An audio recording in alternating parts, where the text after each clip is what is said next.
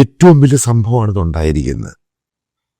ഒരു രാജ്യത്തിൻ്റെ പ്രസിഡന്റിനെയും ഭാര്യയും ഒരു സുപ്രഭാതത്തിൽ അടിച്ചുകൊണ്ട് പോകുന്നു.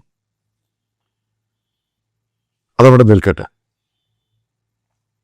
അതിൻ്റെ അകത്ത് ഏറ്റവും പ്രധാനപ്പെട്ട ഇഷ്യൂ ഉണ്ട്. അതിനെ അപലപിക്കുക, അത് കാണിച്ചത് തെറ്റാണ്. ഇങ്ങനല്ല ഒരു രാജ്യം മറ്റൊരു രാജ്യത്തിൻ്റെ മേളിൽ ബുൾഡോസ് ചെയ്യുന്നത്. അതിന് വേറെ ഓപ്ഷനുണ്ട്.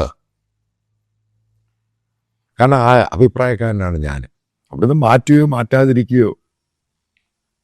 പക്ഷെ ഒരു രാജ്യത്ത് ഇറങ്ങിച്ചെന്നിട്ട്, ഒരു സോവറിൻ രാജ്യത്ത് ഇറങ്ങിച്ചെന്നിട്ട് അവിടുന്ന് പ്രസിഡന്റിനെയും ഭാര്യയും സുപ്രഭാതത്തിൽ ഏകദേശം 10-40 പേരെ കൊന്നിട്ട് അമേരിക്കയിൽ കൊണ്ടുപോകുന്നു, കോടതിയിൽ കൊണ്ടുപോകുന്നു, വിസ്തരിക്കാൻ കൊണ്ടുപോകുന്നു.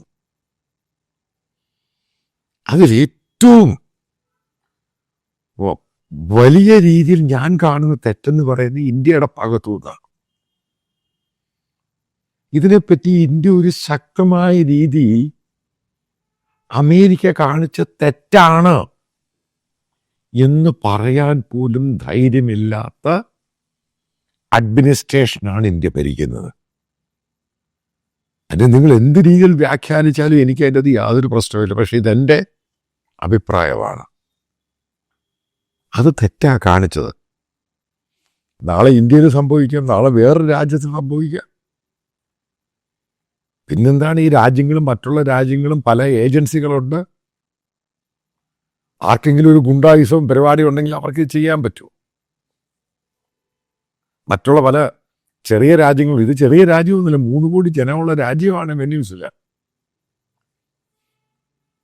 എന്തായാലും അയാൾ അവിടെയുള്ള കോൺസ്റ്റിറ്റ്യൂഷൻ പ്രകാരം റിഗ്ഗിങ്ങോ അതൊക്കെ രണ്ടാമത്തെ കാര്യമാണ്. അയാൾ അവിടുത്തെ പ്രസിഡന്റാണ്. അവിടെ അടിച്ചമർത്തുന്നു, ഡിക്റ്റേറ്റർ, ഇതൊക്കെ അവിടെ നിൽക്കട്ടെ.